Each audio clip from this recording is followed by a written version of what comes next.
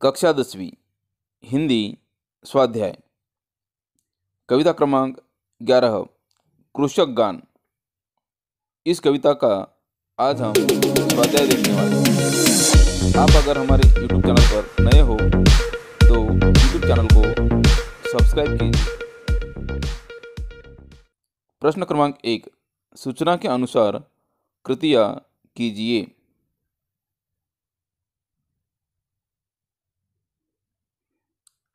कवि की चाह। कृषक की संतोष की भावना और अभिमान पर मान करना।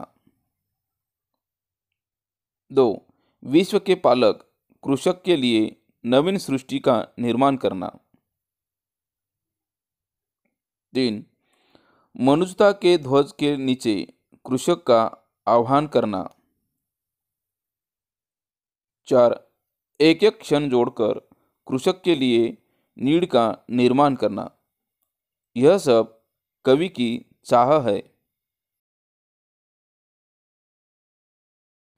सामने दी गई आकृति पूर्ण कीजिए। कृषक इन स्थितियों में अविचल रहता है। 1, पतझड़। 2, धूप। इन स्थितियों में कृषक अविचल रहता है। आकृति पूर्ण कीजिए। कविता में प्रयुक्त ऋतुओं के नाम। 1, मधुमास। 2, पतझड़। यह कविता में आए ऋतुओं के नाम हैं। प्रश्न क्रमांक 3, वाक्य पूर्ण कीजिए। 1, कृषक कमजोर शरीर को पत्तियों से पालता है। 2, कृषक बंजर जमीन को अपने खून से सींचकर उर्वरा बना देता है।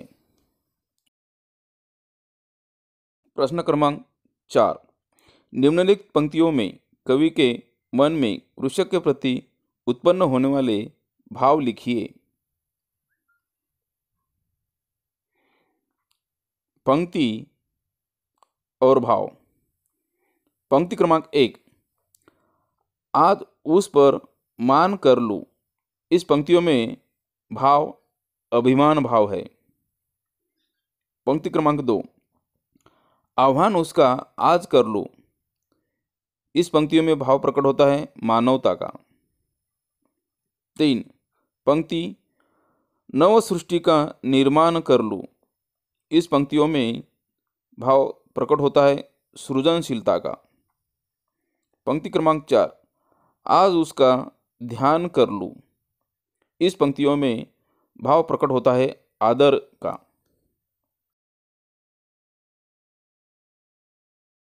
प्रश्न क्रमांक 5, कविता में आए इन शब्दों के लिए प्रयुक्त शब्द है।